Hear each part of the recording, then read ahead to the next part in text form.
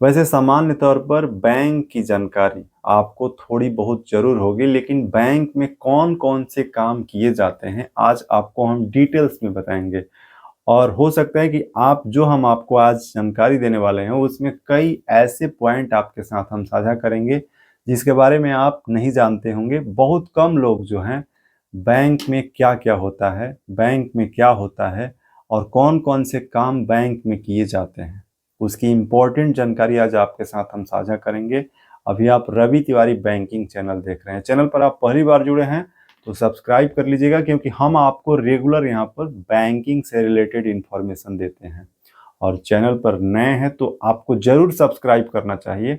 और वीडियो में जो हम आपको जानकारी देने वाले हैं, अच्छा लगेगा तो आप लाइक ज़रूर कीजिएगा। वीडियो के कमेंट में आप अपना सुझाव भी दे सकते हैं। चलिए वीडियो को शुरू करते हैं और आपको हम बताते हैं कि बैंक में क्या होता है और बैंक में कौन-कौन से काम आप करा सकते हैं। सबसे पहले हम आपको बताते हैं कि बैंक एक फाइनेंशियल इंस्टीट्यूशन होता है, जहां पर फाइनेंशियल मनी से संबंधित काम किए जाते हैं।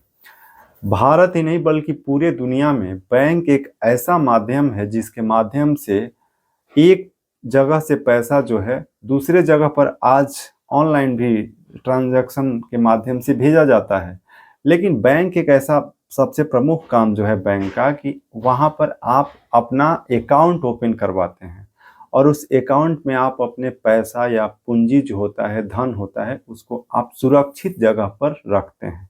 और बैंक दो प्रकार के होते हैं, सरकारी बैंक और प्राइवेट बैंक। अब कार्य प्रणाली जो है बैंक का सामान्य कार्य प्रणाली होता है, चाहे बैंक प्राइवेट हो या फिर सरकारी हो। सबसे पहले बात करते हैं कि बैंक में जो काम होता है उसमें स्टेप बाय स्टेप सबसे पहला स्टेप होता है कि आप बैंक में अपना अकाउंट ओपन करवाते हैं। अकाउंट दो प्रकार का होता है, सेविंग अकाउंट और करेंट अकाउंट। अब अकाउंट जो होता है, सेविंग अकाउंट सामान्य तौर पर किसी भी व्यक्ति का जो कि किसी भी प्रकार का बिजनेस व्यापार नहीं करता है, अपना स्वयं का उपयोग के लिए जो अकाउंट ओपन होता है वे सेविंग अकाउंट होता है, यानी जनरल अकाउंट। दूसरा होता है करेंट अकाउंट। करेंट अकाउंट वैसा अकाउंट होता है जिसके माध्यम से बिजनेस, व्यापार इत्यादि को चलाया जाता है। जैसे उदाहरण से आपको हम समझाते हैं, जैसे मान लीजिए कोई आपका बिजनेस है, तो बिजनेस के लिए आपको सेविंग अकाउंट नहीं ओपन करवाना चाहिए, नहीं तो आप जो है इनकम टैक्स के दायरे में आ सकते हैं, आपको नोटिस मिल सकता है। किसी भी प्रकार का बिजनेस संचालन के लिए करेंट अकाउंट ओपन कराया जाता है। जैसे आपके छोटा सा ही यदि दो शॉपिंग सेंटर है और वहाँ पे 4 लोग हैं, तो उन 4 लोगों का सैलरी भी आपको देना पड़ता है। तो करेंट अकाउंट से आप उन 4 लोगों का सैलरी भी दे सकते हैं और करेंट अकाउंट में बहुत सारे सुविधाएं भी मिलती है, जबकि वो सेविंग अकाउंट पर नहीं मिलती है। अब तीसरा हम आपको बस बैंक में एक और भी इंफॉर्मेशन दे देते हैं, एक सैलरी अकाउंट भी होता है। अब सैलरी अकाउंट किसका ओपन होता है? जितने भी लोग, चाहे वे गवर्नमेंट जॉब में हो या प्राइवेट जॉब में हो, हर कंपनी, जैसा कि रूल है भारत ही नहीं अलग अलग देशों में भी, कि जहां पर भी आप काम करते हैं अब सैलरी कैश में नहीं देना है, सभी लोगों को खाते में ही पैसा देना है जो सैलरी आपको मिलता है। तो उसके लिए सैलरी अकाउंट भी ओपन होता है। अब हम थोड़ा सा आपको गाइड करके आगे जानकारी देंगे कि बैंक में क्या क्या होता है। देखिए, इसमें जो है सेविंग अकाउंट खुलवाना आसान है, जिसमें आपके पास जो है आपका आइडेंटिटी प्रूफ होता है, एड्रेस प्रूफ होता है और 1,000 से लेकर 3,000 रुपये आपको शुरुआत में जमा करने पड़ते हैं, तो सेविंग अकाउंट ओपन हो जाता है। करेंट अकाउंट के लिए मिनिमम 10,000, 20,000 रुपये जो बैंक के हिसाब से अलग अलग हो सकते हैं, उसमें ज़्यादा आपको अमाउंट लगता है। और करेंट अकाउंट आपको बिजनेस के आधार पर ओपन होता है, तो उसके लिए भी आपको कुछ डॉक्यूमेंट देने पड़ते हैं।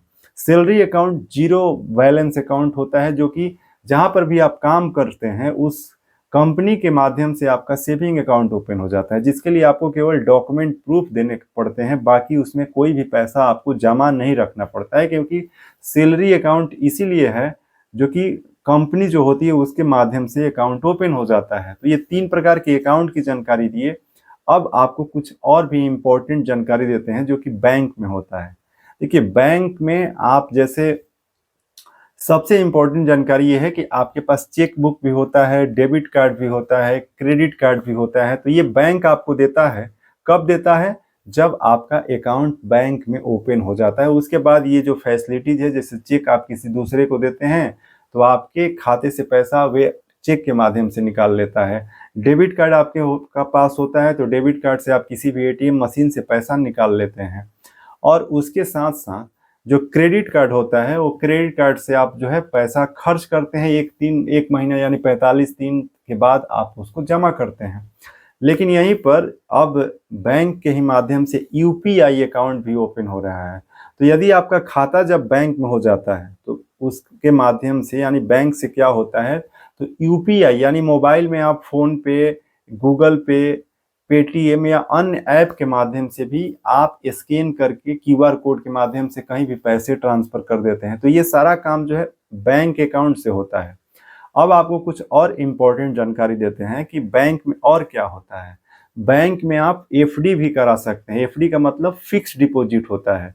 अब फिक्स डिपॉजिट आप बैंक में जब जमा करते हैं, जैसे आप मान लीजिए 10,000 रुपये ही आप उसमें एफडी करते हैं, तो उस पर जितना भी ब्याज होता है, एक सामान्य अकाउंट में भी आपको इंटरेस्ट मिलता है, जैसे जो सेविंग अकाउंट है उस पर 3% मिलता है।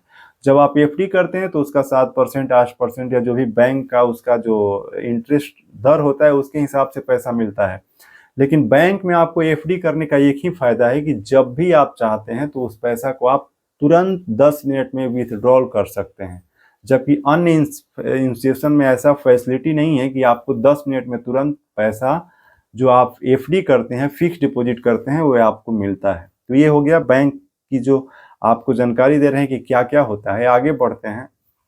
बैंक के माध्यम से आप डिमांड ड्राफ्ट भी बनवा सकते हैं। अब डिमांड ड्राफ्ट क्या होता है? देखिए, डिमांड ड्राफ्ट एक ऐसा ड्राफ्ट होता है जो कि आप पहले बैंक में पैसा उतना जमा करते हैं, उसके आधार पर आपको एक बैंक डिमांड ड्राफ्ट देता है। जैसे उदाहरण दीजिए से आपको समझा देते हैं। आपको किसी व्यक्ति को पैसा देना है, तो पैसा आप कैश में नहीं देना चाहते हैं, चेक से नहीं देना चाहते हैं। चेक में क्या प्रॉब्लम है कि वे व्यक्ति ये भी कह सकता है कि हम चेक से पैसा नहीं लेंगे। उसका कारण क्या है कि आपके खाते में पैसा नहीं होगा तब भी आप उसको चेक दे सकते हैं। जब वो चेक बैंक में डालेगा तो हो सकता है कि आपके अकाउंट में पैसा ना हो।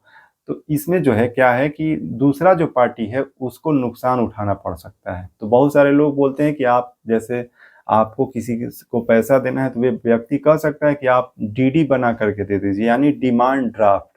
तो डिमांड ड्राफ्ट तभी बनता है जब बैंक में आप उतना पैसा जमा करते हैं तो उतना ही पैसा का डीडी यानी डिमांड ड्राफ्ट बना करके आपको दे दिया जाता है।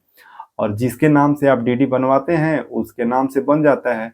और वे व्यक्ति को जब आप डिमांड ड्राफ्ट देते हैं तो वे जो पैसा है तुरंत भंजा लेता है, और उसमें किसी भी प्रकार का रिस्क नहीं होता है कि उसको पैसा नहीं मिलेगा, क्योंकि पहले ही उतना पैसा बैंक में जमा हो जाता है, तब डिमांड ड्राफ्ट बनता है।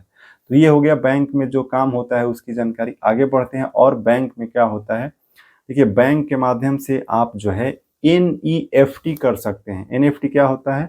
यानी इलेक्ट्रॉनिक तरीके से जो फंड ट्रांसफर होता है उसको आप जो है ऑनलाइन अपने अकाउंट के माध्यम से एनईएफटी कर सकते हैं, यानी जो है पैसे ट्रांसफर कर सकते हैं, पैसे प्राप्त कर सकते हैं। और उसके अलावा जो है आप आरटीजीएस भी कर सकते हैं। जैसे बड़ा बड़ा अमाउंट ट्रांसफर करना होता है तो आरटीजीएस होता है, आईएमपीएस होता है। तो ये कुछ ऑनलाइन ट्रांजैक्शन के नाम है जिसके माध्यम से आप एक खाता से पैसा दूसरे खाते में जमा करते हैं। और ये सारा अब घर बैठे ऑनलाइन आप अपने अकाउंट से भी कर सकते हैं। तो ये बहुत सारा जो फायदा है। और यूपीआई भी आप कर सकते हैं जिसमें 1,00,000 रुपए आपको ट्रांजैक्शन करने का लिमिट मिल जाता है एक दिन में। और आप बैंक में लॉकर होता है, उस लॉकर में जो है आप ज्वेलरी भी रख सकते हैं, जहाँ पे आपका जो ज्वेलरी सुरक्षित रहता है। बहुत सारे लोग जो हैं अपने घर में जो उनके गहना होते हैं, जो सोने चांदी और हीरे जवाहरात के जो ज़्यादा कीमती सामान होते हैं, वे लोग लॉकर में रखते हैं। तो बैंक में आप ये भी रख सकते हैं। तो कई सारे फैसिलिटीज जो है बैंक की तरफ से मिलता है। और बैंक में क्या होता है, ये सभी चीज़ों के बारे में आज आपको हम जानकारी दिए हैं। और आशा करते हैं कि इस वीडियो में जो भी हमने आपको जानकारी दिया है आपको ज़रूर अच्छा लगा होगा, और बैंक की पूरी इन्फॉर्मेशन आप समझ गए हों कि बैंक में क्या क्या होता है, कौन कौन सी सुविधाएं आप ले सकते हैं। अभी आप रवि तिवारी बैंकिंग चैनल देख रहे थे। चैनल पर आप पहली बार जुड़े हैं तो सब्सक्राइब कर लीजिए, वीडियो को लाइक कीजिए और देखते रहिए रवि तिवारी बैंकिंग। आज के इस वीडियो में बस इतना ही। जय हिंद।